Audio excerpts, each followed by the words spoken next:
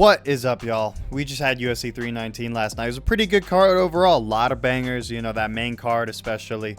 Really good up and pretty much all the way up until that main event. I mean, we had a couple stinkers throughout, but nothing that really derailed the hype all that much except for that main event. And I'm not going to let that go at all.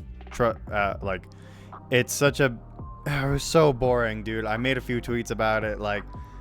Just kind of really killed the whole momentum of the card. And when I walked away from it last night, when I woke up this morning, I just didn't I wasn't left with that feeling of the hype. And as today's gone on and I was preparing my graphics for this video and everything, I started to remember all the good performances and the hype moments that happened. And it was a good card. I had some pretty dog shit picks, I won't lie. I did not do well, but that wasn't really why I didn't enjoy it. I think there was just weird moments overall. But like I said, overall good card. That main event was just some bullshit. But we got a bunch of winners, we got a bunch of losers, and today gonna go through mostly pretty much just the main card ones and talk about what matchups need to come next. And yeah, without further ado, let's just hop right into it. Chimaev, the new middleweight champion of the world. Like I already said, lackluster ass performance, but a lot of people, they're kind of hopping on Chimaev after that, being like, oh, I'm not excited about his title reign, if that's what his fights are going to be like, this and that. And I definitely think there's more concern for it. There's definitely cause for concern. We've seen the precedent. I mean, rounds 2 and 3 against Usman, it was cool because they were close and we hadn't been expecting that, especially with Kamaru on such short notice. But they weren't exactly the most exciting rounds in the world. His most exciting fight that's gone the distance is Burns, which has been a mostly striking affair. But if Chimaev is lapping these guys at middleweight this hard that he can dominate Du Plessis like that, then I don't know if anybody can really drag that kind of striking match out of Chimaev again.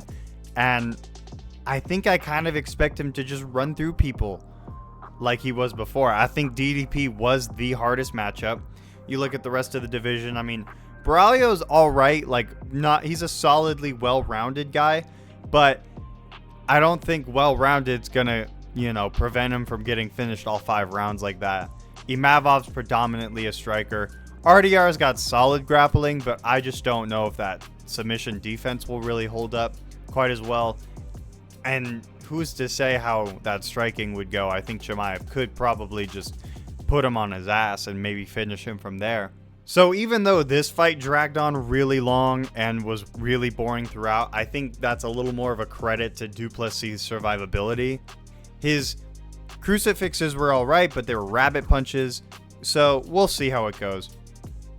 I kind of expect Chimaev to go back to getting quicker, more dominant finishes after this, just because of the way the styles are going to play out comparatively to how it was always going to play out against DDP. But we'll see. That's why we have the fights. Fluffy's a really good matchup that I felt like I was missing somebody. Fluffy could be a really good matchup. But again, just he's not dominating. He dominated Dolidze, but he didn't dominate him the way that Chimaev dominated DDP of all people, And Fluffy, not too long ago, was getting put on bottom position by Brendan Allen of all people. So we'll see how this goes. This might be a hard era for middleweights, where on the other side, where they have to really just either outlast Chimaev or get better. We'll see how it goes. That being said, after that, all that yapping, Chimaev's next opponent, well, we got that Braulio-Imavov fight coming up. I think we all know that's been the number 1 contenders fight for a while. I know RDR is right there. He just beat Whitaker, but that was a pretty close fight. And Imavov, I think, had a better win in the performance against Adesanya. It's kind of, I would just say give it to Imavov, but he's got the fight against Braulio. So I say give it to the winner of that fight.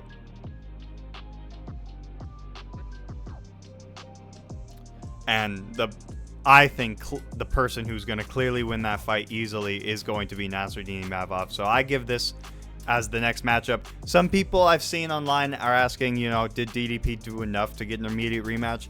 And in another world, I think he did. But the fight itself just showed me I don't want to see it again, you know?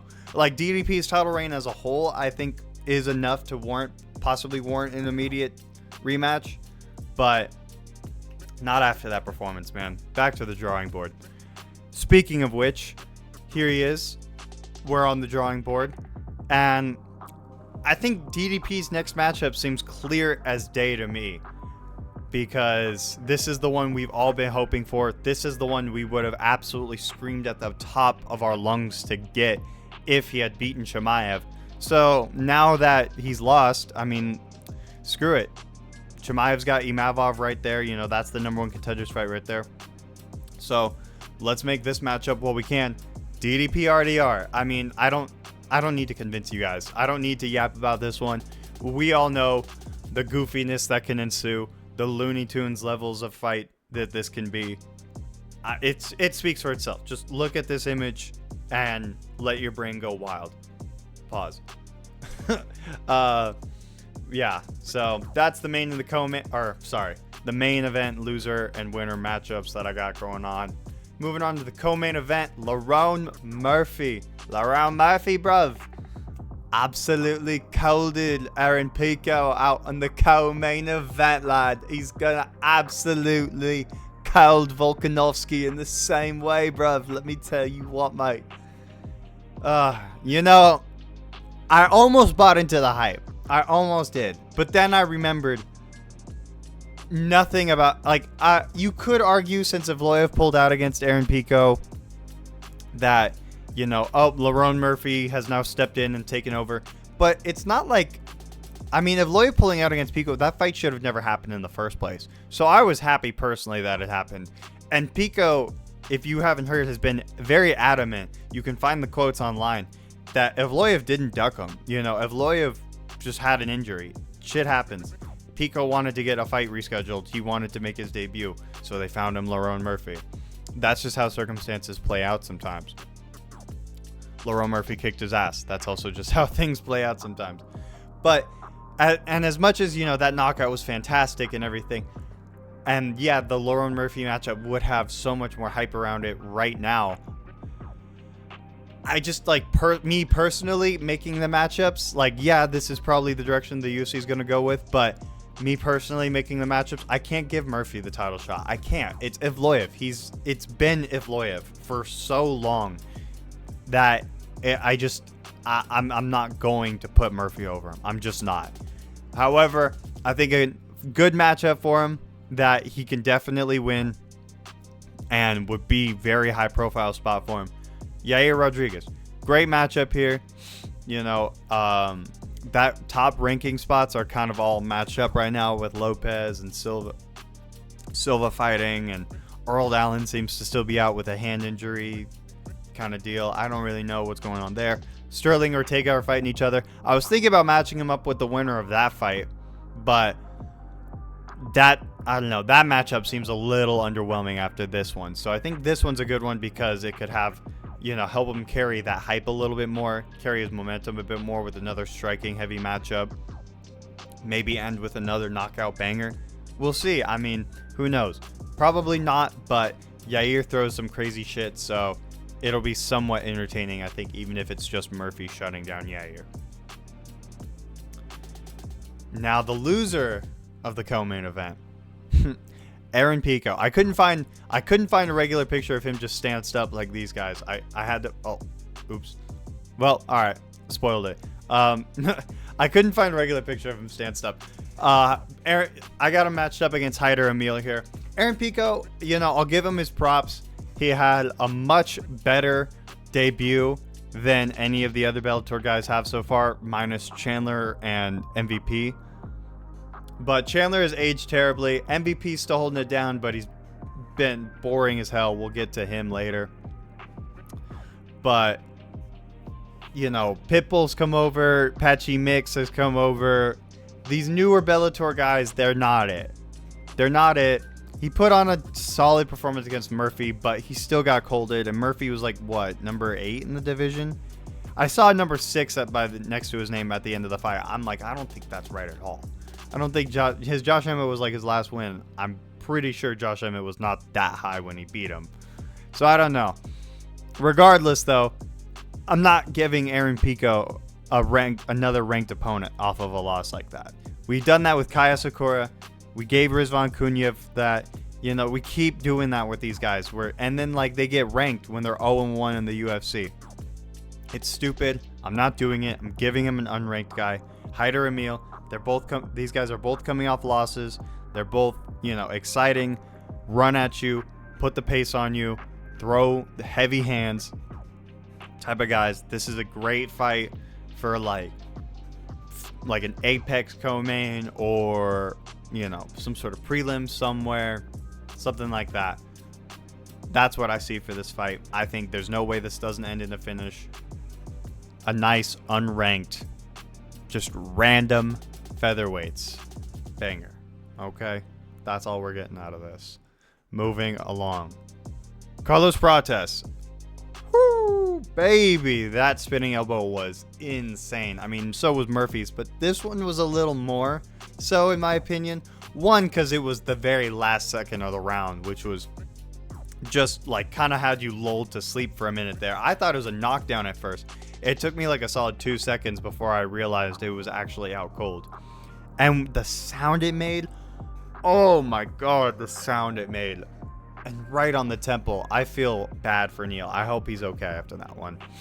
But insane performance from Carlos Prates, and he called out Leon Edwards. And normally after a performance like that, I'd love to give a guy whatever he wants, especially because he called out for the co-main on that Rio card with Charles Oliveira. I'm like, that would be insane. That would be a great fight night.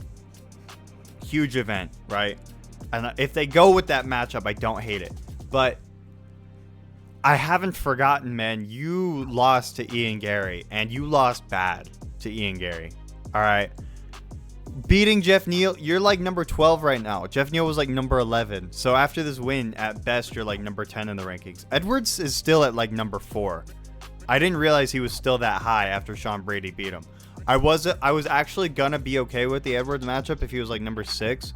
But he's still, like, Edwards is above Ian Gary. And I'm not making that matchup. Ian Gary and Leon Edwards are gonna fight, okay? I'm not giving Carlos Prates that. I like him. It was a great performance, but I'm sorry. The Ian Gary loss is just right there. It just happened. You're not getting a bump past him. But I will give you another banger striker matchup that would still be a fantastic co-main to that UFC Rio card. In another fella that would get you up the rankings more. Joaquin Buckley. Now, come on, man. This would be a banger, bro. Don't even, like, just look at that.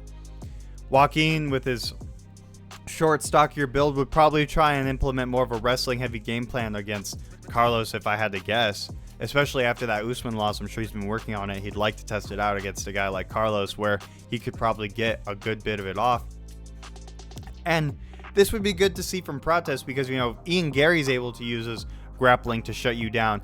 It doesn't, you know, spell a great sign for if you have to fight a guy like Bilal Muhammad or Sean Brady. I mean, even Shavkat with some of his grappling. I mean, there's some dangerous guys at the top there. So Buckley wrestling test would be good to see, you know.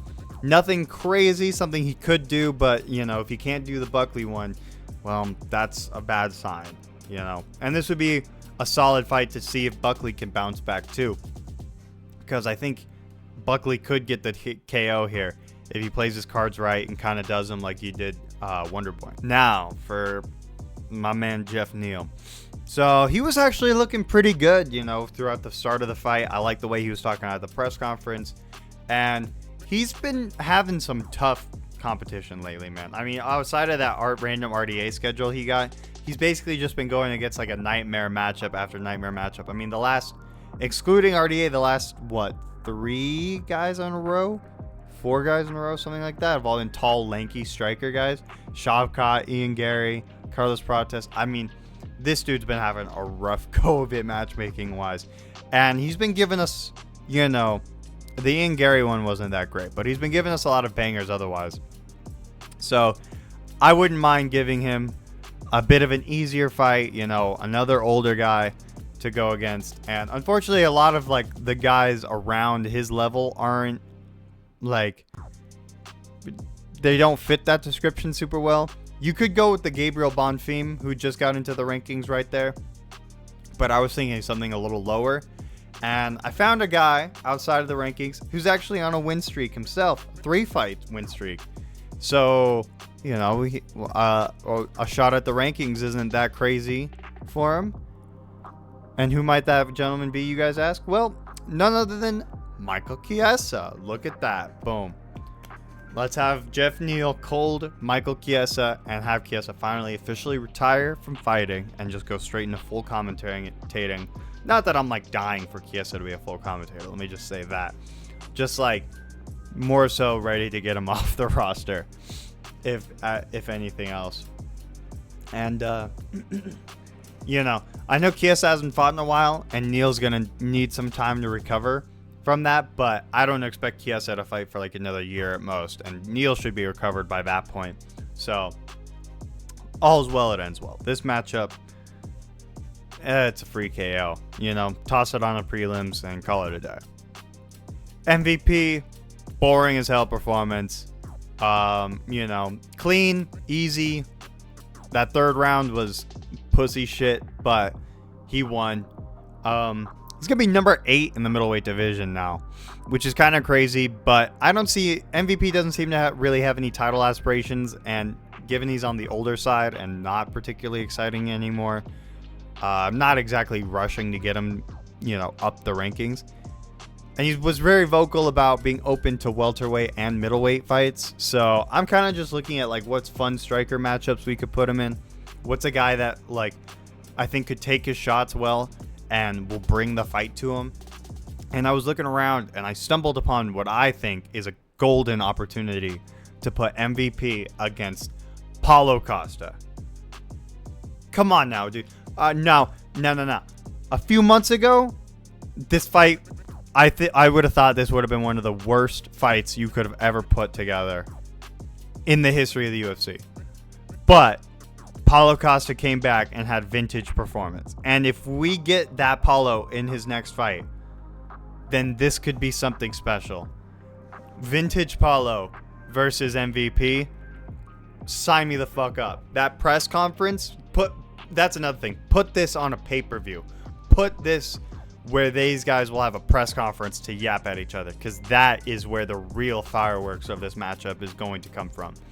Even if MVP just ends up like shutting down Costa's striking and it becomes kind of boring, I'd pay the pay-per-view price just to see these guys on the mic. I think it would be genuinely worth it. The build up to the fight, the antics on Twitter, I think it would be a lot of fun. So I would book this ASAP personally.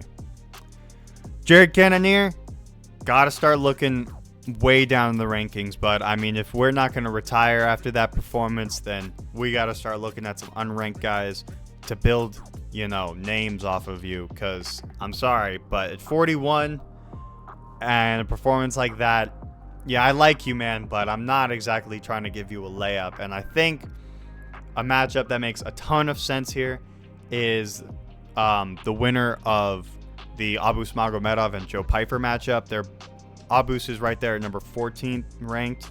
Cannonier's like 9-10 right now. So the winner of the Abus and Pyfer matchup will be 14-13-ish. So this will be a good. Cannonier's a nice big-ish name for the winner of that to build themselves off of and climb up the rankings. And I think the winner of that matchup is easily going to be Joe Pyfer. And honestly, looking at this matchup on paper, I mean, yes, Cannonier's unk. Yes, Cannonier's slow. He will probably just be a walking duck for a walking duck.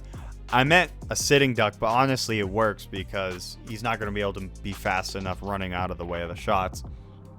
He's just going to be a walking duck for Joe Pyfer. But Cannonier can still crack.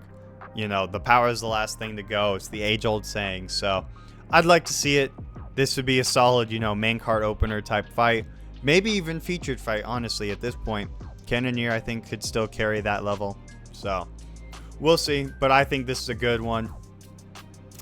You know, get the young gun to build a name up and just a couple heavy hitter guys going in the pocket and swinging type shit. Tim Elliott, oh my god. Oh, I forgot this was the next matchup. I just jumped into it because I totally forgot who the next matchup was. God damn it. This fuck ass beard that he did his media photos in and then immediately shaved for the fight. I wish he had won in this just so that the moment could truly look as stupid as it was. I cannot believe Kai Sakura got cleaned up like that. I mean, credits to him, he won that first round, but it wasn't dominant. It wasn't a super clear win. You know, he had Tim Elliott on the back foot. He was pressuring him. He had good shots, all this, all that. He kind of just slightly outworked him. But none of his shots even had that much pop, it seemed. For a guy who used to fight at 135 pounds, he's not that big coming down to flyweight. He's bigger than Tim Elliott. He was maybe marginally bigger than Pantoja, but that was about it. It was really shocking. I was expecting a lot more. And I mean, what can I really say? Tim Elliott, it didn't even really feel like he did much. It felt like he was just kind of slowly moving in, closer, slowly moved in, and then got it. He just got the takedown, got him down, worked the submission. Kai Sakura, zero fucking grappling. Demetrius Johnson, easily still the flyweight GOAT. Pantoja, you've got a lot more work to do. I'm sorry, man. Erceg going tooth and nail with Ode Osborne of all fucking people. And Tim Elliott wiping down Kai Sakura like that. I mean, that's two of your 4 title defenses just basically nullified. Practically, dude. Because those are embarrassing. You know? Oh my god. Tim Elliott, I mean... you know what? Speaking of how Pantoja's losses are aging, you know, I'm not giving Tim Elliott people way up there on the rankings, but you know, let's see. Maybe Steve Erceg can pick up the W. They're right next to each other there in the rankings. So, like I said, you know, I don't want to give Tim Elliott anyone higher than this. And Steve Erceg, you know, I'm not exactly looking to give him people higher up either after that win. But obviously they're both coming off wins, so I don't want to give them people lower. So they're right next to each other. I think it's fair. Erceg has to deal with the grappling of Tim Elliott, which apparently is still a stupidly big problem. You know, it's crazy. And if Tim Elliott can deal with Erceg's boxing, I guess, oh my god. Yeah, this just shows that the sport is not improving in a straight line.